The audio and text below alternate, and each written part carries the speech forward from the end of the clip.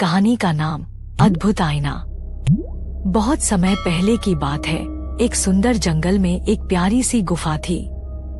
उस गुफा में रहने वाला एक छोटा सा जादूगर नाम था नील। नील जादू सीख रहा था और उसके पास एक अद्भुत आईना भी था। वह आईना किसी को भी उनकी असली स्थिति दिखा सकता था, लेकिन उस आईने की खासियत थी, वह सिर्फ सच्चाई को ही दिखा सकता था। एक दिन जंगल में आए हुए एक युवक ने नील की गुफा में जादू के बारे में सुना। उसने नील से आईने को देखने की अनुमति मांगी। नील ने उसे आईना दिखाया, लेकिन उसके चेहरे पर अचंभा और चिंता देखकर नील को समझ आया कि वह अपनी असलियता से डर रहा है। नील ने उस युवक को दिया समझावा कि सच्चाई से डरने की कोई जरूरत नहीं है। आईने में दिखाई जाने वाली सच्चाई हमेशा अच्छाई का मार्गदर्शन करती है। युवक ने अपने दर्पण में देखा और अपनी असली स्थिति को स्वीकार किया।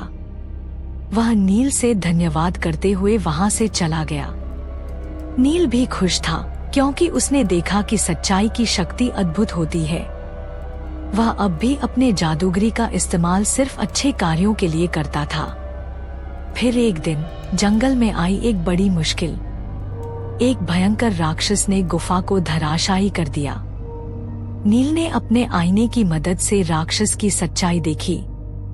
वह देखा कि राक्षस का दिल भी भरा हुआ था प्यार और स्नेह से। नील ने राक्षस से बात की और उसकी ताकत का उपयोग करके उसे समझाया कि हिंसा का मार्ग उसे सच्ची खुशी नहीं देगा। राक्षस ने अपनी गलती को समझा और उसने गुफा को छोड़ दिया। नील ने अपने आईने की शक्ति का इस्तेमाल करके जंगल को फिर से सुंदर और शांतिपूर्ण बना दिया। इस कहानी से हमें यह सीख मिलती है कि सच्चाई हमेशा अद्भुत होती है और जब हम उसे स्वीकार करते हैं तो हमें अनगिनत सफलताएं मिलती हैं। आखिरी विचार, सच्चाई का आईना हमें हमेशा उसकी सच्चाई को स्वीकारने की दिशा में दिखाता है।